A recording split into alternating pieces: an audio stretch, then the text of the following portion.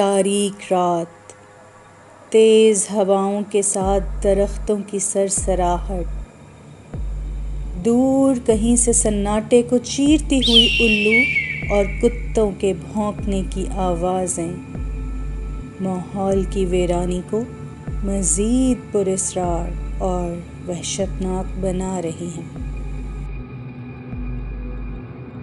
مگر اس گھٹن زدہ اور آسیبی اندھیری رات سے بے نیاز ایک وجود اپنے سامنے غلاظت، آگ اور ہڈیوں کا ڈھیر لیے کچھ نامانوس اور نافہم الفاظ میں منتروں کا جاپ کر کے اس تاریک دنیا کو آباد کر رہا ہے۔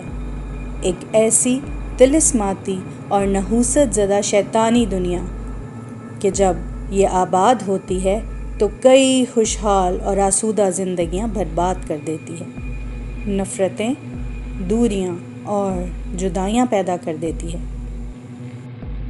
جی ہاں، ہم بات کر رہے ہیں کالے جادو کی، وہ علم جو اثر رکھتا ہے مگر اس کو کرنے اور کروانے والا دونوں ہی دائرہ اسلام سے خارج ہو جاتے ہیں۔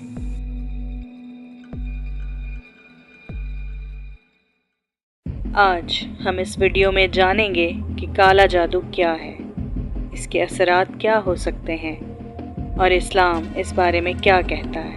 کالا جادو ہمزاد اور شیطانی قوتوں کے ذریعے کیا جاتا ہے۔ اس کا مقصد لوگوں کو نقصان پہنچانا، ان کی زندگی میں مشکلات پیدا کرنا اور یہاں تک کہ ان کو قبر تک پہنچانا ہے۔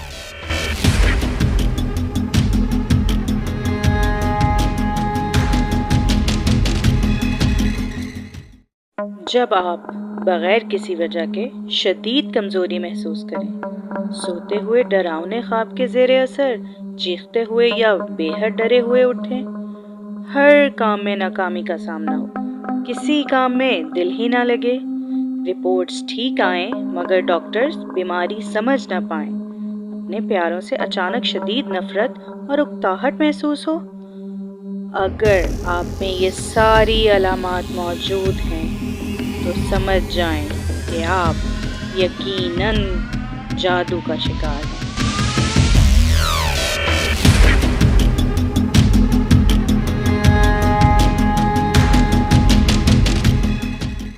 قرآن مجید میں سورہ بقرہ میں جادو کا ذکر آیا ہے۔ حدیث میں بھی جادو کے بارے میں اور اس کے خطرات سے بچنے کے لیے دعائیں بتائی گئی ہیں، جن میں معوذتین، آیت الکرسی اور سب سے اہم اور ضروری اللہ تعالیٰ پر بھروسہ اور صبر سے کام لینا ہے۔